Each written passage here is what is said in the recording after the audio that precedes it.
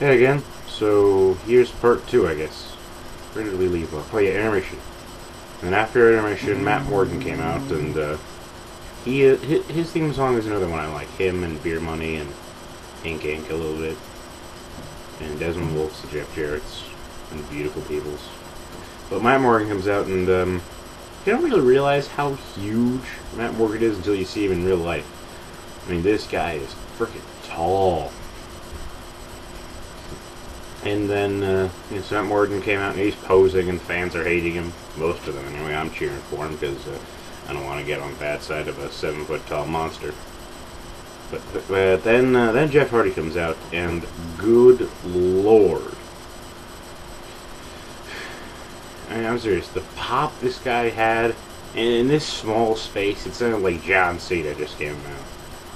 And it was crazy. And, guess who was the only guy in the arena booing him?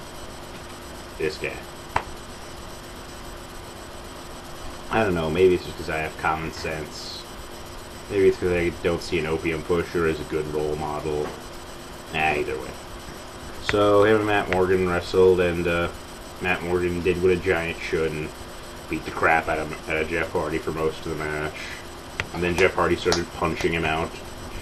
Looked stupid, because, you know, Matt Morgan could eat Jeff Hardy. Then he started hitting the flying forearms, and that was pretty good. And then he hits Matt Morgan with the Twist of Fate, and Matt Morgan kicks out. And then Jeff Hardy hits the Swanton, and he takes out Matt Morgan, and everybody's cheering Jeff Hardy, and he wins. And he throws his shirt in the audience, and he throws his little arm socks in the audience. He throws his towel in the audience. The interesting thing about Jeff Hardy's entrance, though, was that. Yeah, remember my half-pack review where I talked about how Jeff Hardy used to be in the old TNA shows, where he'd come out and he was dancing, he was singing. Well, he did that tonight. It was pretty cool, actually. Jeff Hardy beat a bit Matt Morgan. Came next. See, I remember what the main event was, and. Oh yeah, I think that was it. That was it. I think it was just the main event after that. And the main event was Rob Van Dam versus AJ Styles for the World Heavyweight Championship. And AJ Styles was billed as the TNA Television Champion. And I was kind of worried at first, not for the quality of the match, because I knew it was going to be good, but AJ Styles came out in his old ring gear, and he was doing the thing that he always used to do, where he look under his hood at the fans, then run to the other side and look under his hood at those fans. And but then Rob Van Dam comes out, and yeah, everybody's chanting along, and even me, even though I was going to cheer for AJ the whole match, I just couldn't help it. And you know, and Rob Van Dam's playing it up for the crowd, and that theme song goes on for a long time until AJ Styles just finally, and AJ Styles starts healing it up here, and here's where I was impressed. He just starts yelling, Shut up! Will you turn off that stupid song? It's just a song about his moves. You know why they don't write a song about AJ Styles' moves? Because it would never end. And, oh, and Mick Foley was a special guest referee. I almost forgot. He was a special guest referee, and he had Sacco hang out of his pocket, I guess, or his waistline, whatever, with his sweatpants. And AJ Styles was asking me, Mick, come on, isn't this a stupid song? And Nick was like, I don't know. I think for an informed opinion, we'll have to hear it again. And then AJ Styles gets all pissed, and they play the song for another minute or two. And then, and then Mick Foley says, "Well, AJ, I hate to burst your bubble like this, but I thought it was pretty catchy." Which, you know, and I agree with him on both parts. Is it a stupid song? Yes. Oh, yeah, it is a stupid song. Is it catchy? Yes. Yes. Yeah, Rob Van Dam and AJ Styles went out there, and they had a really good match, and, you know, they were flying around, and AJ was smacking him with a flying forearm, and even though AJ Styles does stuff that would get a real big pop from the audience and kind of defeats the purpose of him being a heel in the first place, he did actually do one thing that was pretty heely. He he looked like he was going to go for some kind of springboard move because he was leaning on the ropes from the apron and Rob Van Dam was on the other side. But he just kind of jumped over, he just kind of leaned in and thumbed Rob Van Dam in the eye, which I had to admit made me laugh. No offense to Rob Van Dam or anything. So yeah, and Rob Van Dam hits the Rolling Thunder and the split leg moonsault, and they're flying around there beating the crap out of each other. And AJ goes for the Styles Clash, but Rob Van Dam turns into a back body drop, hits the five-star frog splash, and good lord, this guy can fly. I mean, he went halfway across the ring, almost smacked his head into the speakers.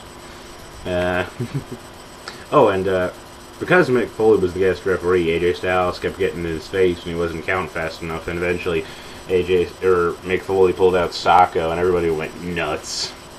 And they kept acting like he was going to shove it in AJ's mouth, and AJ was like, no need for Sacco. I'm sorry. Yeah, they had a match, and the match was really great, and Rob Van Dam won. And when I went in the ring, I was surprised at how springy the ring was, first of all, and then that the ropes were as firm as they were. And I'm sure you're thinking, but why did you go in the ring? Well, that's because I got my picture with the World Heavyweight Champion. Yep. That's him. That's him. That's me. And no, I am neither terribly short nor is Rob Van Dam extremely tall. I was doing the Shawn Michaels pose, but the camera only got me from the belly button up. And Rob Van Dam actually got a kick out of that. He was giving the belt to everyone for the photos, but when he went to give it to me, I told him, no, you keep that. I'll come back for it later. He got a real kick out of that. And when I did the pose, he laughed. The cameraman laughed. Before I did the pose, he was actually like, "Oh, this guy's gonna do something. He's gonna run at the cameraman." And I actually got to shake Rob Van Dam's hand a couple times. And I even got to. Well, I did get to hold the belt. I just didn't. But I was only holding it so I could give it back to him. And it's a very nice looking belt. It's very cool. And yeah, I had a lot of fun. One of the most fun I've had in a while. And this picture, this little immortal piece of history of the world champ and the future world champ only cost me $20. And it was worth it. So yeah, that was the house show. If you ever get the chance to go see the house show in your neighborhood, I strongly suggest that you do so. But try to do it on a Saturday night because it was a Saturday, and they had a little Saturday night autograph and photo shoot party. The stars came out, and Douglas Williams has a busted up nose, I noticed, because I was trying to get his attention. And I saw him up close, and I saw the nose, and he was smiling. Everybody was smiling. Everybody was having a good time. But everybody came out, and they were signing autographs, and they were taking pictures. Yeah, I strongly encourage everybody to go to a TNA House Show, because it's much better than a TNA show that you could see on TV. Because that was like a solid hour and a half, maybe, of wrestling. At least. And there was nothing stupid backstage, there were no stupid interviews, there were no weird segments. There was no Orlando Jordan or Eric Young or Shark Boy. It was just, some of their best wrestlers doing what they do best, kick some ass. And, that's what the show should be. If it was up to me, I'd have the show videotaped, or I'd have the house shows videotaped, and then put on TV instead of the actual TV show. Or at least, do my best to make the TV show like the house shows, as far as match quality goes. Either way, yeah, that was it. That was fun. See you around.